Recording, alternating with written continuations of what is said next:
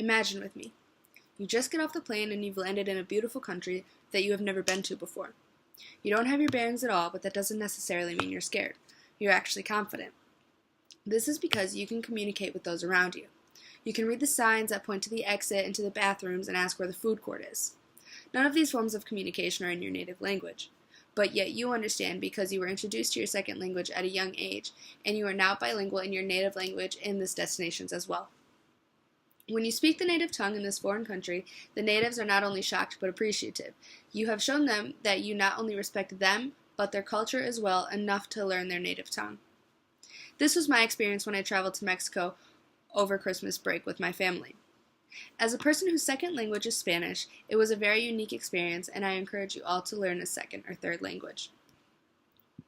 Learning another language requires three things: hard work, dedication, and focus. But the benefits outweigh this cost exponentially. For this reason, I'm going to try to persuade you to learn another language. Bilingual or multilingualism can have a huge benefit in three major areas of your life: personally, professionally, and culturally. The first benefit I'm going to address is the personal one. The personal benefit can be broken down into three main categories: traveling, the ability to be a part of a bigger community, and the lasting cognitive benefits. When bilingual or multilingual, traveling can be done with ease. Let's take the Spanish language for example. According to worldatlas.com, your travel possibilities just widened by 21 countries, just by being able to speak their official language. Not to mention the multitude of other countries where Spanish is spoken but may not necessarily be their official language. Which ties us to my next point. By simply being able to speak and understand another language, your world opens up exponentially to new people, new places, and bigger communities. Next, we'll be moving on to the positive cognitive impact bilingualism has. For example, in a report done from 2012, there was a study conducted on 200 Alzheimer's patients, half bilingual and the other half monolingual. The purpose of this study was to observe if and how bilingualism affected the brain in patients with this disease. The results were overwhelming. Even though the bilingual patient's brain had more physical atrophy or physical damage due to this disease, the behaviors between mono and bilingual patients were strikingly similar, when this should not have been the case at all. Scientists explained it like this: if the brain is an engine, bilingualism may help improve its mileage, allowing it to go further on the same amount of fuel. It's like driving a big diesel truck versus a smart car.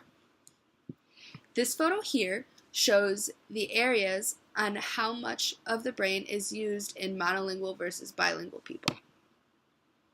Now that I have addressed the three of many positive impacts that bilingualism has on our lives personally, I'm going to be addressing the professional benefits bilingualism provides in two major categories.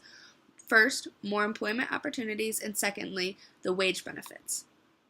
To exemplify how much of a difference being bilingual can make in your professional life, I'd like to use the state of California. California's workforce accounts for 12.4% of the country's entire working population, and 19.4% of these employment opportunities seek bilingual workers. This is according to the demand of bilingual workers more than doubled in 5 years, news report shows article. Secondly, bilingualism provides the ability to have a second income without furthering education. For example, simply by being literate in another language opens professional doors such as being a translator, an interpreter, or a teacher, according to the Career Advantages of Being Bilingual article. On top of bilingualism opening a multitude of professional doors, the wage difference between a monolingual and a bilingual person can range anywhere from a 5 to 20% increase, says multilingual workers in high demand. Korn Ferry, a professional recruiter, says that 9 out of 10 headhunters in various countries like Europe, Latin America, and Asia say that bilingualism is critical for success in today's business environment. Likewise, here in North America, 66% of headhunters say the same thing. According to the Bureau of Labor Statistics, the demand for bilingual employees is supposed to rise significantly.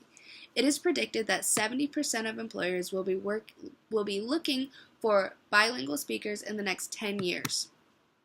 Being bilingual not only provides more professional opportunity, increases your salary, but also makes you a valuable asset to your employer. With technology making our world significantly smaller and easing the communication barriers between different countries and continents, the need for bi- and multilingual speakers is increasing astronomically. By being bilingual or multilingual makes you an asset to your employer because you are now the bridge to the gap between the countries that they wish that they could do business with and those that they are. Like I noted in my first main point, Spanish is the official language in 21 different countries and is spoken in a multitude of more. That means that because you now share the same linguistic skills with these countries, you have opened the door to communication and business between the U.S. and these foreign countries. We have talked about the personal and professional benefits of bilingualism, and now it is time for my last point, the cultural benefits, promoting a more inclusive environment for all and bridging the cultural gap. This point can be found right here in the U.S. and maybe even in your neighborhood. Let's say you're in line at the grocery store and you are due to check out right after a woman who you come to find out can only speak Spanish. See, this wouldn't be a problem if the cashier didn't only speak English. Luckily for them, you can knock down the linguistic wall between these two. Help not only the cashier provide better service to the customer, but also give the woman a better experience and provide a more inclusive environment for her. Bridging the cultural gap is very important as well. In our Western culture, we tend to be more informal than those in Asian and European cultures, and different cultures have different norms, naturally. But by being bilingual and being educated in different cultures, you now have the ability to adhere to others' norms. For example, here in the U.S., it is customary to shake hands with someone you are meeting for the very first time and introduce yourself by your first and your last name. In Asian countries, this would be considered out of the norm, and possibly rude instead of bowing. Instead, bowing would be more appropriate.